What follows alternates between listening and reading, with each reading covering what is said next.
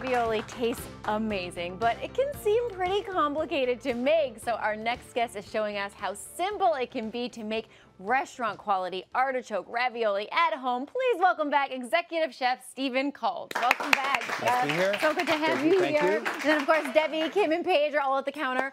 Like you guys are eating. So good. Yeah. Yes, I'm so jealous that you guys are eating already. Yeah. You don't understand how much I love pasta and ravioli. I eat it 3 times a day. I'm with you. You and everybody else. obsessed. And this is special. I love artichokes. Artichokes have an amazing flavor. They're kind of a little vegetal, a little kind of floral, perfumey, really beautiful, but hard to get to. So that's the one thing. That's why I don't cook with them that often, sure. because I feel like they're so hard And to most people are used to seeing those, right? The big giant sure ones, which are like throw them in a big pot of water, boil them for 45 minutes, and then dip them into something. Yeah. But really the heart is where the beauty is of these things. So these days you can get these amazing frozen artichoke hearts. And coming out and looking at these, I thought these were fresh artichoke hearts, because normally when I think of non-fresh artichoke hearts, I think of the ones in the brine. And I'm like, oh, I don't want those. I want that fresh taste. I agree, because you know, people don't realize vegetables are almost like a sponge. They soak up water, so you don't want to put them, if you can, too long in brine or water. In this case, these are literally flash frozen. I think they're great. Oh, I'm so excited. And we would do the same exact kind of thing. I've sauteed them. I've got some olive oil. I've got shallots. I've got fresh bay leaf. I've got some fresh thyme and a little bit of white wine. And we cook them until they're tender and easy to find out. Boom. Oh, look at that. Goes right in. You don't want them to be mush, but you want them to be soft enough so that a knife can gently go inside. Then we would take this, put it in the food processor, and make it into kind of a puree. With nothing else? Well, then we mix it with a little bit of fresh ricotta and a little bit of, you know, a little bit of salt. Obviously, season everything, a little bit of sea salt. And then we have this.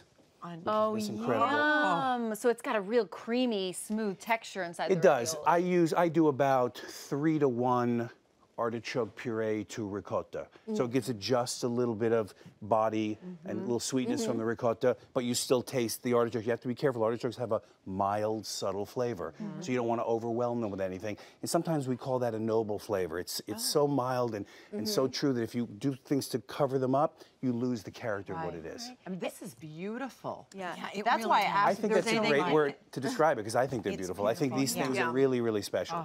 And artichoke is so good for you. To get this much artichoke in, you know, so easily in little bites. I mean, obviously it took some work if you're using fresh artichokes, but it's so great. So how do we build the pasta? So I'm going to do that. I'm just going to start this a little bit so we don't get behind. All right. So this is, you're starting the sauce over here. That's all, exactly. It has a beautiful sauce on top. I'm going to leave this over here. All So right. I have some fresh pasta that I made. Okay. Do you have to use fresh pasta? My preference is you do. Now, at almost everywhere I've been, you can buy fresh pasta at a store. Right. I mean, any So you don't major make it supermarket, homemade. you do not. But, you know, like all things we do in the level of cooking that I do, I prefer to make my own pasta. But again, you can go to a store, buy a sheet of pasta. What you do is an art. It's beyond cooking. It's beyond being a chef. It's Bit. art. It is a bit. It's an art, a craft. It's a combination of these things, no question about it. And you have to be driven and motivated to do it because it takes time. But look, doing it at home if you can, do it. If, you know. But I got news for you. Shortcut, great. Yeah. But still, you're so we making can it, see you're what you're processing, doing. you cook it yourself, it tastes fresh, it's amazing. So I'm going to just put some water. A lot of people tend to use eggs or things like that, not necessary. Oh, all right. So you leave it whole to start. The whole sheet. All right. And then we scoop on. And then we're going to take some mixture that we made. Now, the way that you made that mixture with the ricotta, or the ricotta, however you choose to say it, thank you.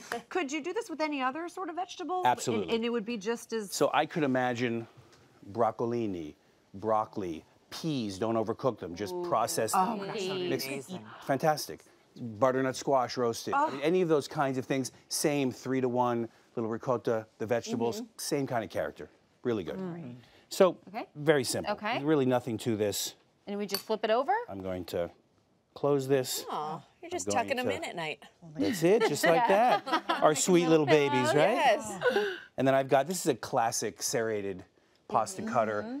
You have to go to Bologna to get this one. I don't know if you can get this one here in LA, but We'll take a something quick like trip. it. I've got one, but it was not from there. Oh, it's mine so was beautiful. from the drugstore. Yeah. It's interesting how a little serration actually makes something look very pretty, doesn't it? It so does. And yeah, if you have the tool, anyone can make this. Yeah. Absolutely true. And by the way, if you can't serrate it, it's also fine because it's going to Just press it with your fingers? beautifully. Right. Correct. And then just cut it with something else. And I with love a how knife. big you've left them. Yeah. Yeah, and that's kind of nice, right? And you can make them smaller if you want. You can use less pasta. It all depends on what you're in the We mood for. clearly needed them bigger Yeah, because we are right. all Clearly. Gosh, you've eaten all of it. I'm Every so line jealous. up. Stop. I need. You're gonna Here we go. love this. Okay, Now, we let's put them in the do water and this. we make the sauce. So I've got shallots. I've got olive oil. I'm going to soften these up a little bit. We call sweat them. I'm going to let them get a little bit soft. I'm going to put a touch of salt in already, so that'll help them dehydrate and soften up a little bit. Then I've got white wine. So just so you know, when we talk about butter sauces, this is basically finished with butter, and the way it holds, the way the butter doesn't break is because there's an acid in it, white wine, lemon juice. That's what makes butter sauces, the emulsification of wine or lemon juice. There's some acid with some fat. Wow. Nice. Not to get too And that's a lot of butter. Yeah. I just put in 7 sticks of butter. Yeah. Wow. So again, I'm going to season it. The ravioli is cooking in the water, so It it's is. something where you put the ravioli in with the sauce after. In a minute, yes. Okay. Because you want, anytime you're cooking pasta, you'll want the pasta to soak in the sauce just a little bit, not just on the outside. Right. So if you put it in, let it sit in the sauce just for a minute or two, it'll soak in that flavor. Now you can also, by the way, come out of here, you. There we go. You can also add a little bit of pasta. Stir water. the starch. That's a very traditional Italian thing to do, to add a little bit of the starchy water. Allie, are you salivating? You ready to I taste am it? honestly like, I'm about to just start eating the artichoke out of this pan. In fact, maybe I will. Good artichoke. Wow. Oh, if there are any more in there, feel free to drop those in. Gotcha. exactly. Oh my goodness. So do you let the sauce keep reducing down? You'll see. Now we're gonna, Yeah. let's make sure it just reduces to get a little bit thinner. It'll take, in the restaurant, we would typically have a pan. It would be hot flame, be reducing just, and it goes right into the bowl and goes out to the. Right to the table. Or the counter. Your restaurant is yeah. so Or the counter. phenomenal. Thank you. Ah. And you I see, would see it's say, thickening, yeah, see sure, the sauce is 3 in there, thickening? I'll share, but sorry, guys. Yeah. You'll want 3 more. Yeah. Trust me, they're that good. Now I'm just gonna put a little bit of fresh lemon juice right at the end. Oh, it's a brightener. Exactly right. So that little bit of acidity, and you know Greek cooking, so there's a lot of that lemon to do that, and that's the purpose, so that it opens up your palate. Yep. And then look at the smell also. Yes. It's Incredible. amazing. I could Oh just my watch gosh. you all day. Yeah. Yes. You need to have your own cooking Let's do show, that. I'm just saying. We'll have well, let's do an 8-hour segment. Okay, Yeah. we'll do it. Or an open kitchen where people can just watch you cook. Do we finish it off with some cheese Yes, right we will. here? Yes, we will. You're gonna finish it off. There you go. my Allie, look gosh. what you've done. Yeah. Honestly, gonna freak. Oh, that's not enough. oh, Come on, Well, Allie. Stephen, I could not be more excited right now. I will let everyone know that they can go to hallmarkchannel.com for the full recipe. And of course, you can connect with Stephen on his website. You won't be sorry, I promise you that. With recipes like this, woof, how good is that? Yum. So I'm in heaven.